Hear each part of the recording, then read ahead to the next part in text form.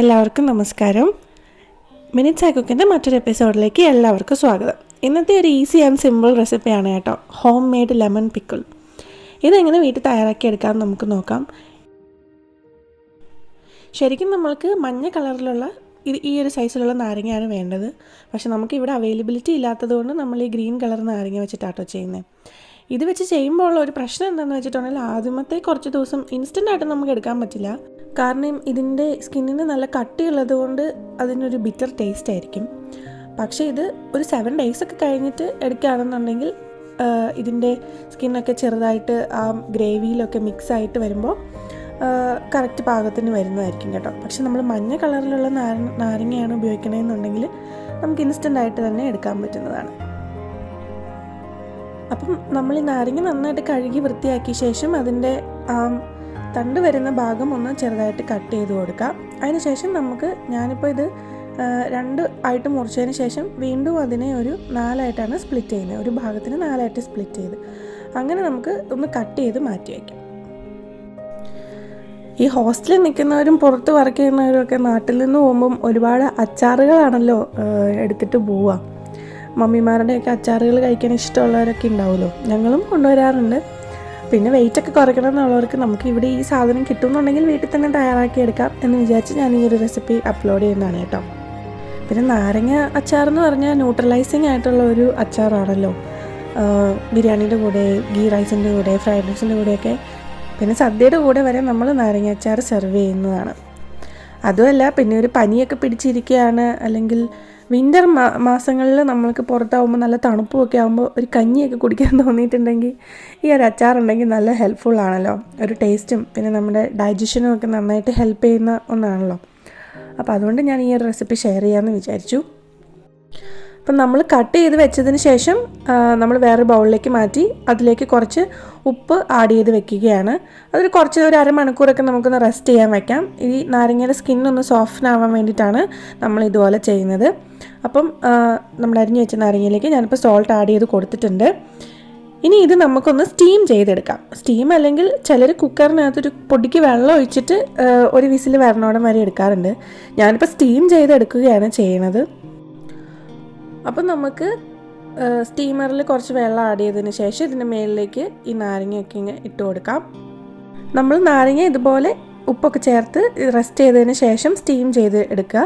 Steam ചെയ്യുമ്പോൾ നമുക്കിതിൻ്റെ സ്കിന്നൊക്കെ വീണ്ടും സോഫ്റ്റനായി നന്നായിട്ട് കുക്കായിട്ട് കിട്ടും. ഇനി നാരങ്ങയുടെ ഗ്രേവിയിലേക്ക് ആവശ്യമായിട്ടുള്ളത് നോക്കാം. ഇഞ്ചി 1 കപ്പ്, വെളുത്തുള്ളി 1 കപ്പ്, പച്ചമുളക് 1 കപ്പ്, പിന്നെ കറിവേപ്പിലയാണ് നമുക്ക് വേണ്ടത്. ഇതെല്ലാം ഒന്ന് അരിഞ്ഞ് റെഡിയാക്കാം. ആ സമയം കൊണ്ട് നമ്മൾ സ്റ്റീം ചെയ്യാൻ വെച്ച നമ്മുടെ നാരങ്ങ റെഡി ആയിട്ട് കിട്ടും. കണ്ടോ, അപ്പോൾ അതിൻ്റെ നല്ല ഗ്രീൻ കളറൊക്കെ മാറി വേറൊരു കളറിലേക്ക് വന്നിരിക്കുകയാണ്. അപ്പോൾ നല്ല ആവി വന്നു കഴിഞ്ഞ് കഴിയുമ്പോൾ നമുക്ക് മനസ്സിലാവും ഇത് കുക്കായിട്ടുണ്ടെന്ന്.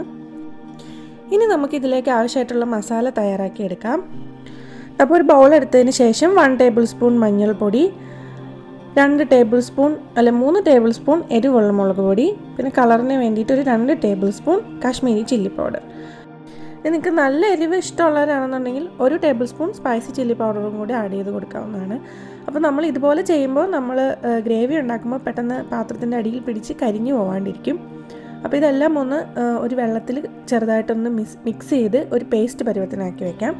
ഇനി ഒരു പാൻ ചൂടായതിന് ശേഷം നമുക്ക് അതിനകത്തേക്ക് നല്ലെണ്ണ നമുക്ക് ആഡ് ചെയ്ത് കൊടുക്കാം. അതാണ് അച്ചാറുകൾക്ക് പൊതുവേ നല്ലത്. പക്ഷേ എൻ്റെ കയ്യിൽ ഇല്ലാത്തതുകൊണ്ട് നമ്മൾ സൺഫ്ലവർ ഓയിലാണ് കേട്ടോ ഉപയോഗിക്കുന്നത്.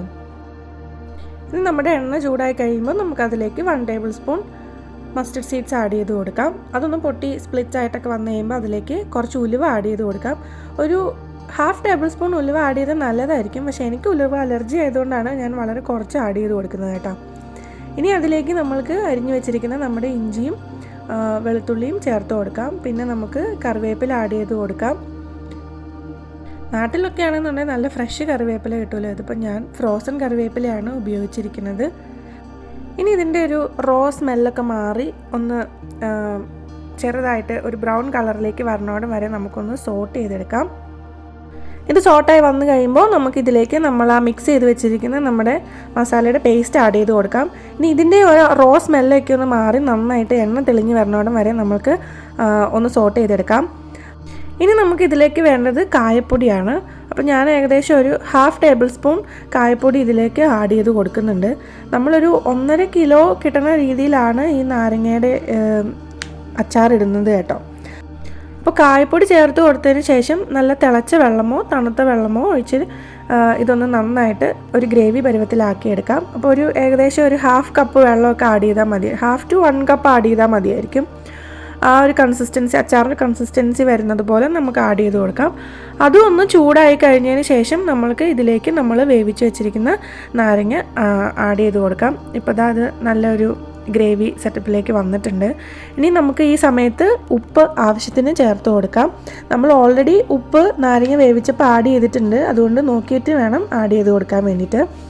പിന്നെ ഈ നാരങ്ങയ്ക്ക് ഒരു ബിറ്റർ ടേസ്റ്റ് തോന്നൂലോ, കാരണം ഇത് നമ്മൾ പച്ച നാരങ്ങയാണല്ലോ ഉപയോഗിച്ചിരിക്കുന്നത്. അപ്പോൾ അതിൻ്റെ ബിറ്റർ ടേസ്റ്റ് കുറയ്ക്കാൻ വേണ്ടിയിട്ട് ഞാൻ ഇതിലേക്ക് ഒരു വലിയ കഷ്ണം ശർക്കര ആഡ് ചെയ്ത് കൊടുക്കുന്നുണ്ട്. അതങ്ങനെ കൊടുക്കുമ്പോൾ ആ എരിവും പുളിയും ഒക്കെ ഒന്ന് ബാലൻസ് ആയിട്ട് വരാൻ വേണ്ടിയിട്ടാണ് നമ്മൾ ഇത് ആഡ് ചെയ്ത് കൊടുക്കുന്നത് കേട്ടോ. ഇനി നമ്മൾ ഇതിലേക്ക് ആഡ് ചെയ്ത് കൊടുക്കുന്നത് വിനീഗറാണ്. അത് ഒരു പുളിയുടെ ടേസ്റ്റ് വരാൻ പാകത്തിന് നമ്മൾ ഇതിലേക്ക് ആഡ് ചെയ്ത് കൊടുക്കുക. വിനീഗറൊക്കെ ആഡ് ചെയ്ത് കഴിയുമ്പോൾ നമ്മുടെ പിക്കിൾ ചീത്തയാവാതിരിക്കും കേട്ടോ. ഇനി ഇതിൻ്റെ എരിവും പുളിയും അതൊക്കെ ഒന്ന് ടേസ്റ്റ് ചെയ്ത് നോക്കിയതിന് ശേഷം എന്തെങ്കിലും ആവശ്യമുണ്ടെങ്കിൽ അത് നമുക്ക് ചേർത്ത് കൊടുക്കാം. അപ്പോൾ ഇത്രയേ ഉള്ളൂ. ഇനി ഇതൊരു ചൂടാറിയതിന് ശേഷം നമ്മൾക്കൊരു എയർ ടൈറ്റ് കണ്ടെയ്നറിലേക്ക് മാറ്റി നമ്മുടെ പുറത്ത് വെച്ചിട്ടുണ്ടെങ്കിലും ചീത്തയാവത്തില്ല. നല്ല ചൂടുള്ള സ്ഥലങ്ങളിലാണെങ്കിൽ മാത്രം ഫ്രിഡ്ജിലേക്ക് വെച്ചാൽ മതിയായിരിക്കും. അല്ലെങ്കിൽ നമ്മുടെ ടേസ്റ്റി ആയിട്ടുള്ള നമ്മുടെ നാരങ്ങ അച്ചാർ റെഡി ആയിട്ടുണ്ട്. അപ്പോൾ എല്ലാവരും ട്രൈ ചെയ്ത് നോക്കുക. പുതിയൊരു റെസിപ്പി ആയിട്ട് അടുത്ത എപ്പിസോഡിൽ നമുക്കപ്പോൾ വീണ്ടും കാണാം.